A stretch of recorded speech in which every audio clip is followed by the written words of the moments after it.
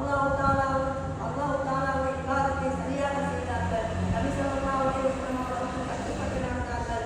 உதாரணமாக ஒரு காலத்தில் மதுவெல்லாம் ஹராமாக்குவதற்கு முன்னால் அதிகமாக மது அருந்தக்கூடியவர்களாக காணப்பட்டார்கள். அல்லாஹ் தஆலா கட்டளை இட்டார். மது ஹராமாக்கப்பட்டது அல்லாஹ் தஆலா கட்டளை இட்ட போது எந்த ஒரு கேள்வியும் கேட்காமல் அவர்கள் மதுபானங்களை நிலத்திலே ஊற்றிவிடுகிறார்கள். சுப்ஹானல்லாஹ். இவர்களுடைய ஈமானை பாருங்கள். எம்முடைய சமுதாயத்தை பார்த்தோம் என்றால் சர்வ சாதாரணமாக போதை வஸ்துக்களை பாவித்துக் கொண்டிருக்கிறோம். சிறியவர்கள் பெரியவர்கள் பெண்கள் கூட போதை வஸ்துக்களை பாவித்துக் கொண்டிருக்கிறோம். போதை வஸ்துக்காக வேண்டி பெற்றோர்களை ஏசிக் கொண்டிருக்கிறோம்.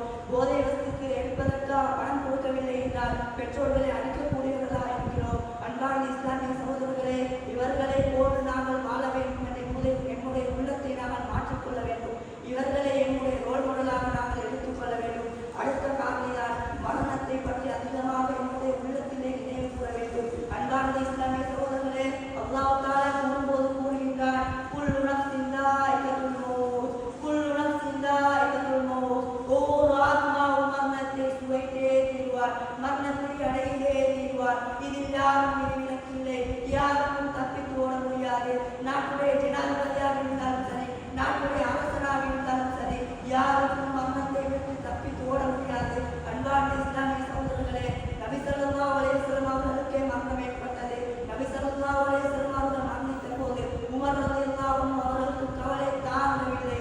கவலை தாங்க முடியாமல் அவர்கள் என்ன கூறினார்கள் தெரியுமா?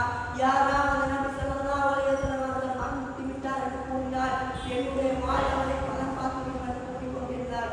அந்த நேரத்தில் அபூபக்கர் சித்திக் ரலியல்லாஹு அன்ஹு அவர்கள் வந்து கூறினார், உமரை உட்காருங்கள் என்று கூறிவிட்டு கூறினார், மிம்பரில் ஏறி, இன்ன முஹம்மதன் கத் மாத, இன்ன முஹம்மதன் கத் மாத, நிச்சயமாக முஹம்மது நபி ஸல்லல்லாஹு அலைஹி வஸல்லம் அவர்கள் மரணித்து விட்டார்.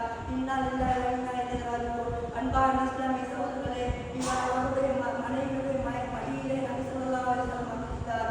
இவ்வாறான பாக்கியம் யாருக்கு கிடைக்கும் சகோதரர்களே? இவர்கள் எந்த நேரத்திலும் நாங்கள் மரணத்தை சிந்தித்துக் கொள்ள வேண்டும். சர்வ சாதாரணமாக மரணத்தை பற்றி பயனில்லாமல் பாவங்களை செய்து கொண்டிருக்கிறோம். எந்த இடத்திலும் எந்த நேரத்திலும் எனக்கு மரணம் எப்படி வருவது தெரியாது.